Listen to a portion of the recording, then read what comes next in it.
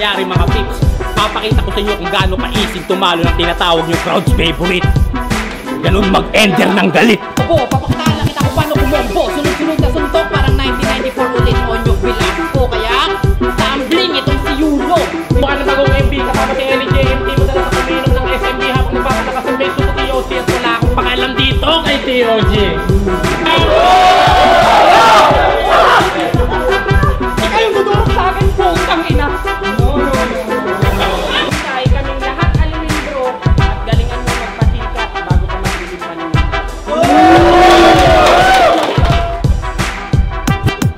Pasig Laban, Batra Mayabang. Ang unang rap battle tournament dito sa Taiwan. 2 minutes per round.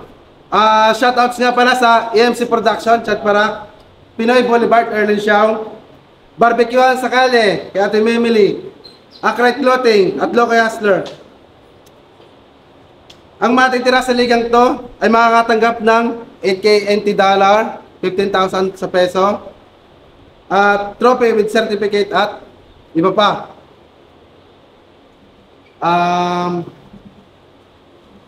Representing Batangas, Franz Aris, pakilala ka.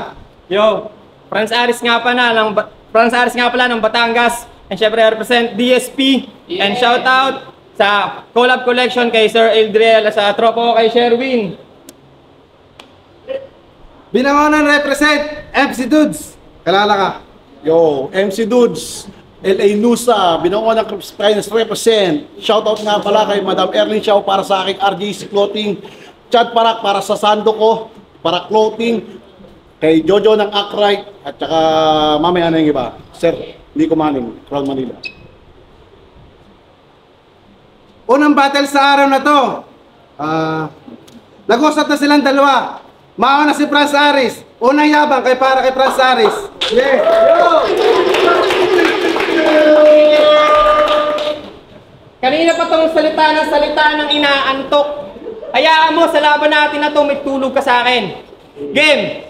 Round 1, para muna sa totoo kong kalaban. Dito kasaling-saling aso na to. Ito para sa'yo, Joey.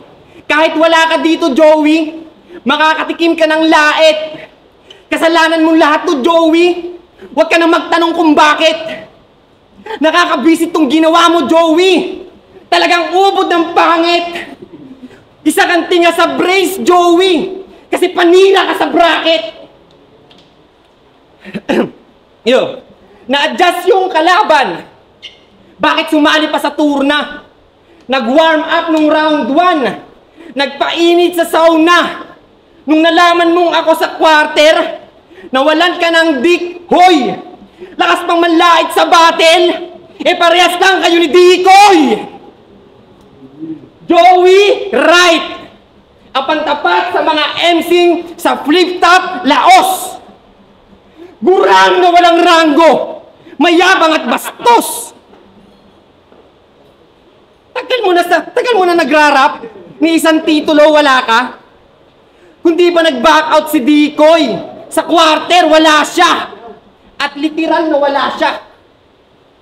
Anong nangyari, Joey? Anong dahilan mo?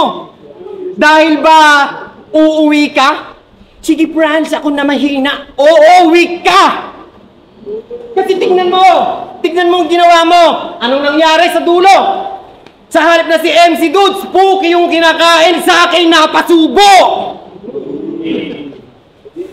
Alam mo, Joey, kahit nandito ka, di ka naman uubra eh. Pagbalik mo, battle tayo ha. Doon kita itutumba.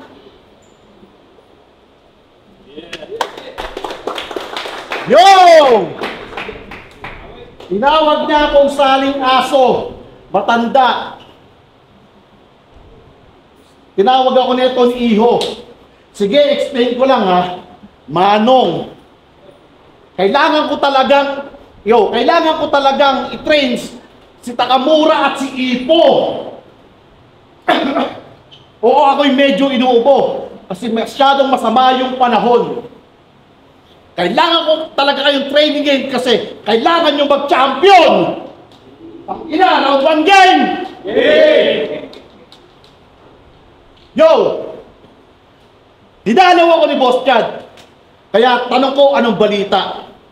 Mabubungal na naman daw yung tournament kasi yung isang MC uuwi na ng Maynila. Kaya sabi ko, sige boss, pag-usapan natin yan. Habang nagbibilang ka ng kita, sabay abot niya sa akin ng kalahati ng paldo. Sabay sabing dalawang MC ang kanyang pinapatira. Isa pa, game! Kasi marahil nagtataka kayo kung bakit. Ako na naman. Wala naman yung pangalan ko sa bracket. Pero ako ang yung nasa harapan. Si MC Dudes na naman. O di ba walang round 3 yan? Marahil nun sa letra ko, kayo'y nakulangan. Pero ito'y tatatak sa kasaysayan. Simula nung ipanganak ang matira mayabang. Ang pangalan ng makatang malikay na kayang sumulat sa katang isip na kalaban. Yeah! Kasi ito'y hagdan. Bakit ang semis pero may isang bumaba? Hindi naman niya siguro kagustuhan yun eh. Kaso nga lang baka yun yung nakatakda. Pero ganoon pa man, patawarin mo ako kaibigan. Kasi sa kabilang banda, ikaw yung napag-usapan namin ni Franz Ares sa sarang 1 titirahin namin dalawa, isa pa game! Kasi siya daw si Joey Wright. Isa sa kilalang top tier ng laklakan. Kaso salbahe yung si Alan kasi itinapat sa kanya, babae na kalaban. Freestyle na galawan, kanyang iniyabang, pero sa pagkakataon daw na yon, si Sharin, kanyang pinagandaan. Boss, tutak mo sa akin. Sharin, idol, totoo bang ikay kanyang pinagandaan? Kasi kung totoo yung chismis na yan, bakit may ganto siya na linyahan? Sige, tuloy mo lang yung pagiging pack girl mo kasi nga may tulo ka na. Kaya hindi na bago sa amin kung tawagin ka naming Pia Balde. May tulo ka na? Pia Balde? Boom! Joey sus naman! Sa linya mo, natus ka dyan! Huhulaan ko kung sino yung ghostwriter mo. Baka siguro si Youngstown. Tangina ka, Joey, sa pinaggagawa mo. Dahiya na sa'yo si OG1. Ikaw yung dahilan kung bakit gusto niyang bumattle dito sa Taiwan. Yo! Pero fuck that! Tama na yung tawanan, balik na ako sa pagiging ako. Ako'y mala ghost fighter o ghostbuster, walang kinatatakutang multo. Nandito tayo sa loob ng Spirit of the Glass, pero ako yung pinalabas yung multo. Kasi kung gusto nyo magsigaling sa battle rap, ang kunin yung ghostwriter ay ako! Ano? Kasi ako'y minsan lang lumabas sa stage, pero yung mga sulat, may kabuluhan. Kayang ipang ululan, isasabay ng pandaragan. 1-on-1 o 2-on-2, kaya kong sumabay. Yung sumulat ko, nasa battlefield, yung sumulat mo, sa apelyido mo lang nilagay. O, di ba, Joey sumulat? Yeah! Kaya siya rin, idol. Pinatay ko na si Joey, yung bangkay niya, pinadala ko na sa Pinas, iyon ang abangan. Sige, gawan mo na rin ang hukay, pakilibing na lang. Time! Wala kang labang, para kay Ares. Game, round 2. Yeah! Double meaning na agad kapag sinabi kong walang laban sa akin to. Game! Yeah! Nung sinabi kong isang round lang yung speed ko kay Joey, si MC Dudes naghahabol. Parang enforcer lang sa highway. Bigla na lang nagpapatol. Tingin mo sa akin ay manok? Sa 45 magagahol? Ikaya mo lang patayin lamok. Feeling tiger katol. Ang tagal na sa hip-hop scene, yung karir di umusad. Taga-pinangonan ka pa man din, mga battle mo tinulugan. Kaya paano mananalo to, kung di marunong na sumugat? Tapos pareha pa kayo ni Joey, mga bobong mag-drawing. Ha? Namnamin mo't lasapin ang mga bara ko na baon. Siguradong dadamhin at dadalhin mo to maghapon. Malagulayat kay David, alin yung may ibabato? Kaso malabong bumagsak to kasi sa'yo, ibabato. Kasi gumagamit tong si MC Dudes, kita naman sa itsura. Pag walang basura na makuha, sinisinghot ito pintura. Sa kagustuhang magkakulay, karir niyang wala ng buhay. Sumasabit na lang sa tunay at sa tulad kong may husay. Hindi ba di sa kasi nag-akalang bataan ako ni RM? Wala akong amo dito, hoy! Pitpit ko sa rap game, my name. Gumagalaw tong mag-isa nang may gilas at tikas. makapag-ambag lang sa eksena. Di ko kailangan ng sikat. Yo, pero may grupo na ako ngayon. Shoutout DSP.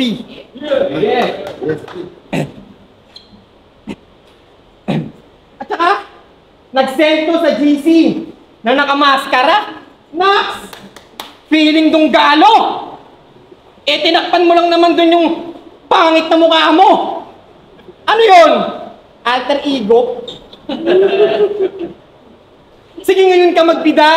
Total, avid ka, di ba? Nakalabanin ako talunin mula pa umpisa. Kaso saan ka dadalhin? Kahit pa makaisa. Kung ako pa rin sa semis tapos audience lang kita. Upo! Yo! Sinasabi ko na nga ba? Puro light at yabang, tingin mo mananalo ka na yan? Eh dapat sana, kung tiwala ka sa sulat mo, dapat tinanggap mo yung alok namin man. Pero huwag kang mag-alala, maya-maya pag-uusapan natin yan. Ano, game? Game! Maglaban ko kay Red Sun sa round 2. Wala akong maisip na ender. Sa laban ko ngayon, kay Franz Aris, wala akong maisip na opener, kaya dadaanin ko na lang sa tanong. Pagkatapos ko kay Red Sun ito, Chad! Madam Merlin! Pinagtitripan niyo ba ako? Baka siya pa yung tanongin niyo kung lugi ba to?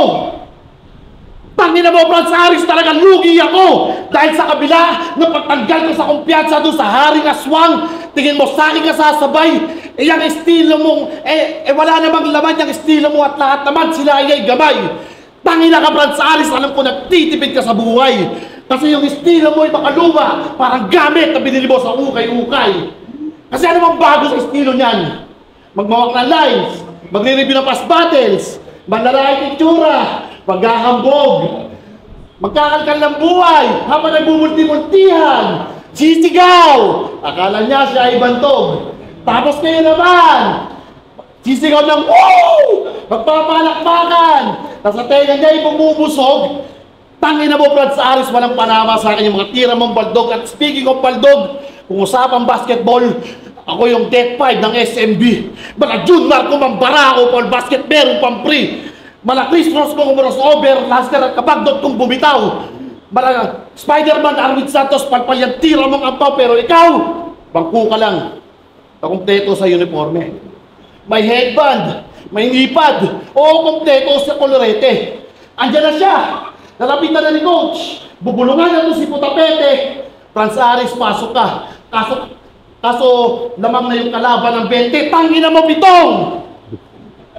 Ganyan mag-reference at metaphor. Pwede pang baon. Hindi tulad ng sinabi niya ng recent battle niya. Ganito yon. Nasa ba si King? King! Wala. O meron daw akong kamatch, King yon!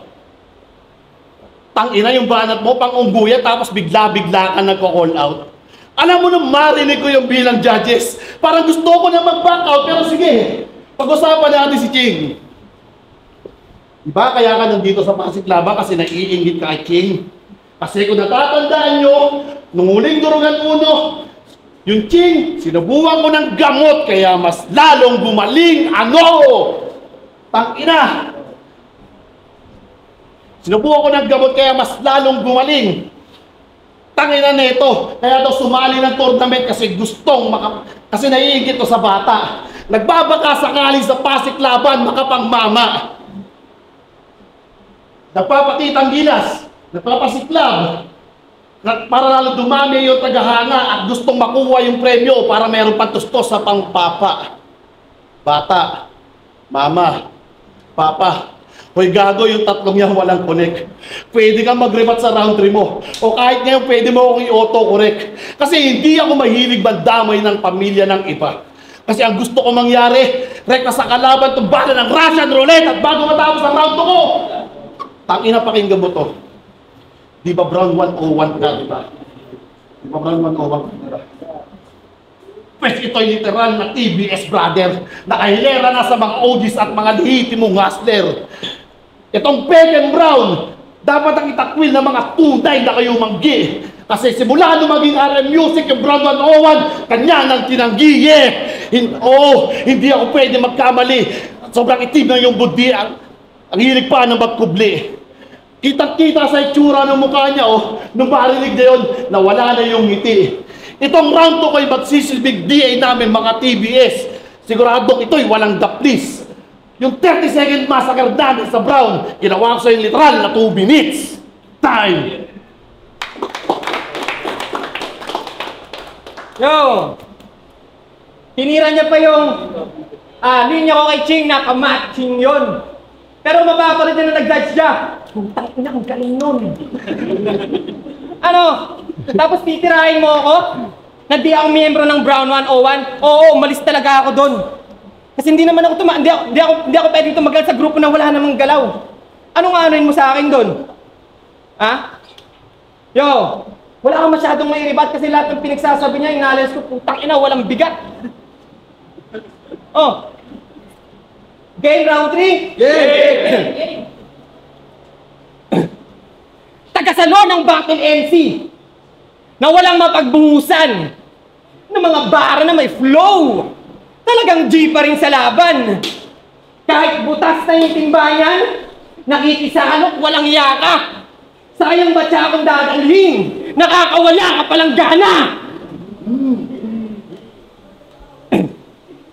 Tapos, talagang ako pa yung hangad. Makalaban ni MC Dudes. Mga sulat pang tamad. Halata mong di pagod. Tingin mo sa sarili mo, kala mo kung sinong old god? Sobrang hambog ng taong to. Tingin sa sarili, on top. Pero sa tingin ko, tapon to.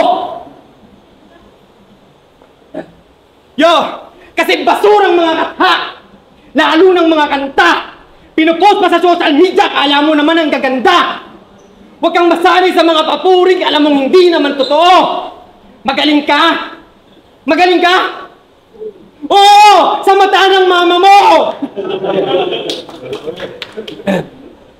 Nag-cover to ng 44 ni Glock. Tangina! Napatapik ako sa dibdib ko. Tol, request ko lang. Next mong i-cover ha. Yang bibig mo. Kasi, ang pangit mong mag-rap, tunog kang makina ng truck.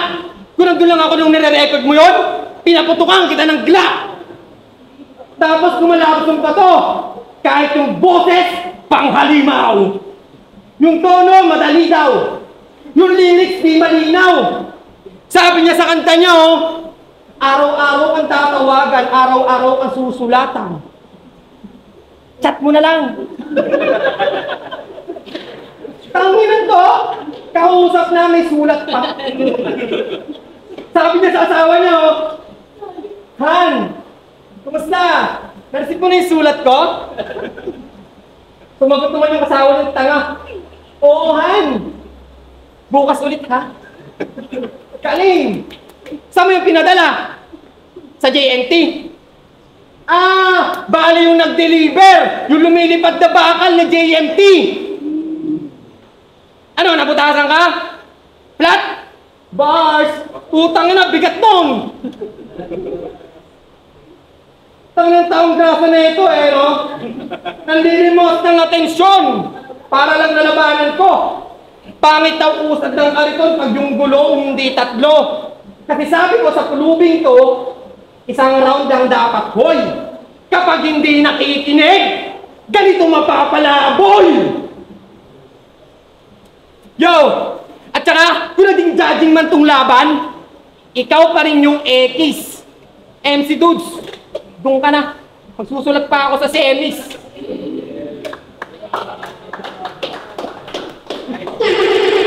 Baka hindi pa! Teka, kalma! Hindi pa! May round trip pa ako! Ano ba naman yan yung DJ na yan? May katuloy. So ayun, round 3 na. Punta na tayo sa next exciting part. Go! Matapos makakasay yung laban namin, 3 days after, tumawag tong si Gago, katulong pa yung Yoso. Nagbabaka sakali tong dalawang timang na makadali sa akin ng info. Sabay biglang nagsabi tong mga ungas na kung gusto kong makasukid ng semis, magbigay daw ako ng 5,000. Hoy mga gago! Yung pinag-aagawan nyo dito 15K galing mismo sa bulsa ko! Hilto! tangina na itong dalawang to, gusto pa ako may scam, sobrang nakakahalakhak. Dapat dito sa dalawang to pagbulin, tapos bigyan ng isang tadyak. Gusto kumita ng isimani, kaso ang plano nila palpak. Paano nyo ako kukutungan, hawak ko ng para. Ina! Kasi hindi kita kamatch. Kapos, paano yung tira? Pinakitaan lang kita ng segunda. Ang tawag dito partida. At kung may problema ka sa mga sinasabi ko, Repa, kung gusto mo makita yung primera klase na ako, sige mag-rematch tayo sa Talimbara. At speaking of Talimbara, nung laban niya kay Sisiu, binanggit niya lahat ng rap group dito sa Taiwan sabay sigaw. Proud to be RM Music. Adik ba to? Sa mga hindi po nakakaalam yung pre-battle interview nila, ako po yung nag-edit ng video. Nung nilabas ko na sa FB, biglang PM tong si Gago, boss, hindi na ako RM Music, ripin myself na lang, pakibago! Tanong! Bakit iniwan mo si RM? Sige ngayon sabihin mo sa amin yung dahilan. Di ba lahat ng laklak, di ba lahat ng laban mo sa laklakan siya ang iyong nasa likuran? Binigyan ka ng kabate ng flip at MC at ng rap cypher para makatungtong ka ng finals, di ba ikay kanyang pinaboran? Ganyan talaga yung mga aso. Nakinabang na ay sa balutan, pero syempre, RM, tuwa ka na yan. Kasi pinagtatanggol kita sa kanya. Hindi ka naman iiwanan ng bata mo kung di mo sila pinapakain ng suka. Hops! Baka akala mo, dito sa battle namin, dinadamay kita. Ginamit ko lang itong pagkakataon na ito para makapagsalita kasi pinaratangan nila akong hinahati ko raw yung hip-hop sa Taiwan.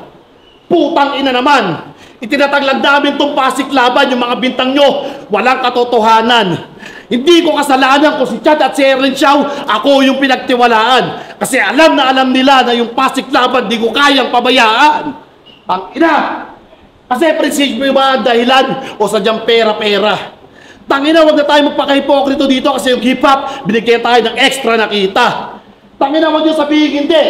Kasi kada rap event, yung mga clothing line nyo, dito nyo binibenta. Tangina, ngayon nyo ako sabihang plastic, basura sa kultura. Pero hindi ko na iisa-isahin. Kasi masyado nang haba.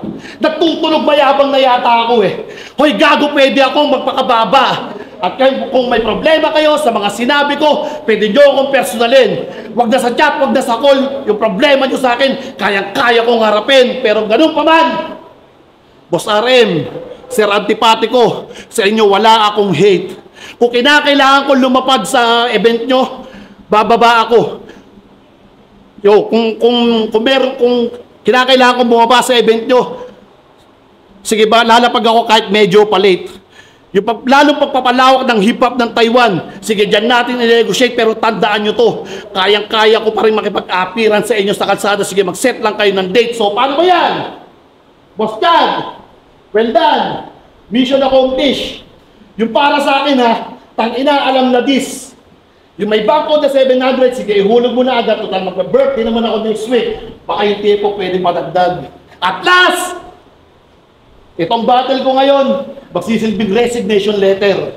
Siguro kailangan ko na mag-retire sa rap battle, mga ma'am at sir.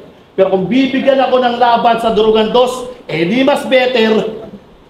Pero yung pagpapahalaga ko sa pasiklaban at sa hip-hop ng Taiwan, mananatiling forever. Time. Pero take away. Gusto nyo ba na makabagong salita?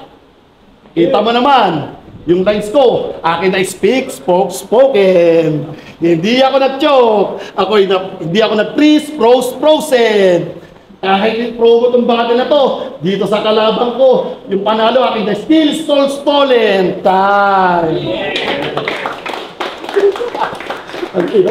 Yung country ko, ang gabi ko na sinunat, gago. Pasiklaban, matira mayabang. Palakpakan naman sa laban na yun, oh. At basta si Franz Aris sa battle na yun, hindi dumating si Joey. Umuwi na ng Pilipinas. Congrats. Yung shoutout pa rin kay Franz Aris, tangina, napakagaling talaga ni Franz Aris. Saludo ako sa kanya, tangina. Sobrang nag-enjoy ako sa battle namin. Yo, shoutout nga pala ulit kay Ma'am Erlen Xiao, kay Chad Barak, kay Ate Nemilin, kay Sir Jojo ng Acrite, kay Sir Nico Man ng Crown Manila. Sayang hindi dumating yung ano mo. Shoutout DSP, Downside Playas. Yeah, shout out DSP. Ito ang pasiklaban. sige sumabay ka. Malupitan ng mga rima, mga kabog sa dibdib kinakaya. Turugan to, wasakan to, papaliya binada ng entablado. Tara makisama manood at makilala dito sa Pasiklaban. Turugan uno, ito ang Pasiklaban. Tara sige sumabay ka. Malupitan ng mga rima, mga kabog sa dibdib kinakaya. Turugan to, wasakan to, papaliya binada ng entablado. Tara makisama manood at makilala dito sa Pasiklaban. Turugan uno.